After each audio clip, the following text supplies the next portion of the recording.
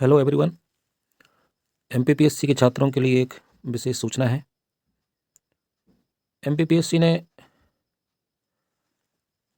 अपने परीक्षा कार्यक्रम में, जो कि प्रीलिम्स परीक्षा में, कुछ सिलेबस में चेंजेस किए हैं।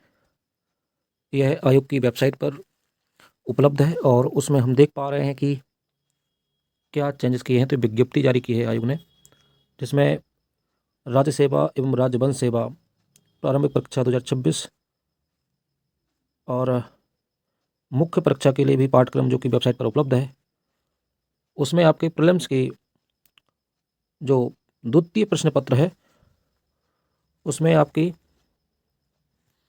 समान अभिरुचि परीक्षण के कार्यक्रम में आंशिक संशोधन किया गया है। शेष पाठ्यक्रम और परीक्षा योजना यथावत रहेगी। तो हम देखते हैं कि क्या चेंजेस किया है और बाकी पाठ्यक्रम क्या यथावत रहेगा। तो हम देख पा रहे हैं कि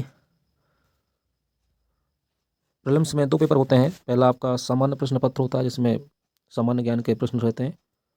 दूसरा प्रश्न पत्र, जिसको हम सीसेट भी कहते हैं, सामान्य अभिरुचि एवं योग्यता को उसमें चेक किया जाता है। और इस वर्ष से आयोग ने आपके प्रश्न पत्र में ऋणात्मक मूल्यांकन की भी व्यवस्था की है। उस आधार पर हम देख सकते हैं कि क्या किया है ऋणात्मक मूल्यांकन। प्रत्येक प्रश्न पत्र में 3-3 अंकों के 100 प्रश्न होंगे। प्रत्येक प्रश्न पत्र की समयावधि 2 घंटे की होगी।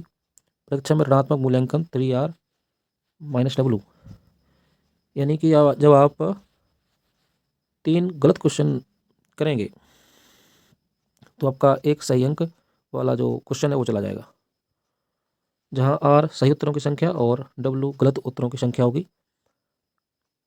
प्रत्येक सही उत्तर के लिए 3 अंक प्रदान किए जाएंगे एवं गलत उत्तर के लिए 1 अंक काटा जाएगा। तो इसी संदर्भ में हम देख रहे हैं कि इस प्रकार जो ऋणात्मक मूल्यांकन पद्धति है, अभी तक मध्य प्रदेश छात्र इस पद्धति से एमपीपीएससी के छात्र अनभिज्ञ थे, तो हमको सावधानीपूर्वक अपनी परीक्षा की तैयारी करनी होगी। तो हम देख पा रहे हैं कि प्रथम प्रश्न पत्र में सामान्य अध्ययन में भारत का इतिहास है, जो कि पहले सिलेबस में था वही है। मध्य प्रदेश का इतिहास ये भी सेम टू सेम है। भारत का भूगोल, मध्य प्रदेश का भूगोल, भारत एवं मध्य प्रदेश की संवैधानिक व्यवस्था, भारत एवं मध्य प्रदेश की अर्थव्यवस्था, विज्ञान, पर्यावरण एवं स्वास्थ्य, अंतर्राष्ट्रीय, राष्ट्रीय एवं मध्य प्रदेश की समसामयिक घटनाएं, सूचना एवं संचार प्रौद्योगिकी, मध्य प्रदेश की जनजातियां, विरासत, लोक संस्कृति एवं लोक साहित्य। तो हम देख रहे हैं भाई क्या चेंज किया है। तो चेंजेस जो किया है यह है आपकी जो स्लाइड में आप देख पा रहे हैं, द्वितीय प्रश्न पत्र में समान अभिरुचि परीक्षण को चेंज किया है। इसमें उन्होंने स्पष्ट कर दिया है कि 7 पॉइंट हैं इसमें, और उन पॉइंटों में बोधगम्यता रहेगी, संप्रेषण कौशल के बारे में प्रश्न पूछे जाएंगे, तार्किक एवं विश्लेषण क्षमता के बारे में प्रश्न पूछे जाएंगे, निर्णय लेना और समस्या समाधान यानी केस स्टडी टाइप से क्वेश्चन पूछे जाएंगे। आपको पैराग्राफ में बताया जाएगा कि इस प्रकार की कोई घटना है, आप उसको समाधान कैसे करेंगे।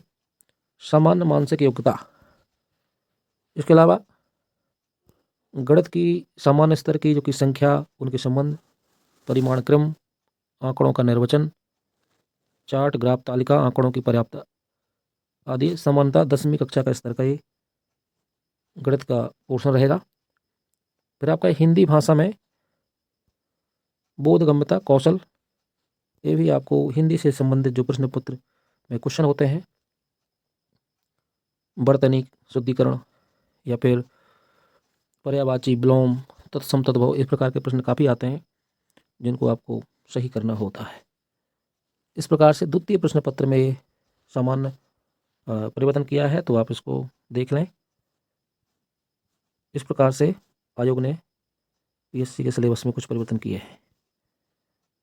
चलिए, ये बाकी आपको ये मुख्य परीक्षा संबंधी जानकारी है, जो कि आपको ज्ञात होगा कि इसमें जो 6 प्रश्न पत्र होते हैं, पहले प्रश्न पत्र में पार्ट ए और बी में डिवाइड होते हैं ये प्रश्न पत्र, जिसमें पहला होता है इतिहास और भूगोल का, दूसरा होता है राजनीति समाजशास्त्र, तीसरा होता है अर्थशास्त्र, विज्ञान तकनीकी, जन स्वास्थ्य। चौथा प्रश्न पत्र होता है दर्शन शास्त्र, मनोविज्ञान, लोक प्रशासन, केस स्टडी। उद्यमिता प्रबंधन, व्यक्तित्व विकास, केस स्टडी। पंचम प्रश्न पत्र होता है आपका हिंदी और व्याकरण का। छठवां प्रश्न पत्र होता है हिंदी निबंध और प्रारूप लेखन का। तो इनको आप गंभीरता से देख लें, समझ लें। ये टोटल आपका रहेगा। साक्षात्कार भी रहेगा इसमें, जो कि 185 अंक का है। बाकी जो प्रश्न पत्रों का टोटल है वो है 1500। कुल अंक की जो योजना है वो है 1685 अंक की। इस प्रकार से संपूर्ण सिलेबस को हम समझ सकते हैं। अति लघुत्तरीय, लघुत्तरीय, दीर्घोत्तरीय केस स्टडी के रूप में इन प्रश्न पत्रों को डिवाइड किया जाता है, उनकी परीक्षा योजना को। मुख्य परीक्षा का सिलेबस भी विस्तृत रूप से आप आयोग की वेबसाइट पर जाके इसको समझ सकते हैं, देख सकते हैं। ये आपके सभी 6 प्रश्न पत्रों का सिलेबस उसमें पड़ा हुआ है, जिसमें कोई विशेष परिवर्तन नहीं किया गया है। जो प्रश्न पत्र में पहले 2025 के प्रश्न पत्र के लिए जो सिलेबस था वही आपकी राज्य सेवा परीक्षा के लिए वही सिलेबस रखा गया है। केवल सी सेट में, जिसको हमने अभी देखा है, उसमें परिवर्तन हुआ है, उसके अलावा कोई परिवर्तन नहीं हुआ है। चलिए, आपके लिए एक खास जानकारी थी। धन्यवाद।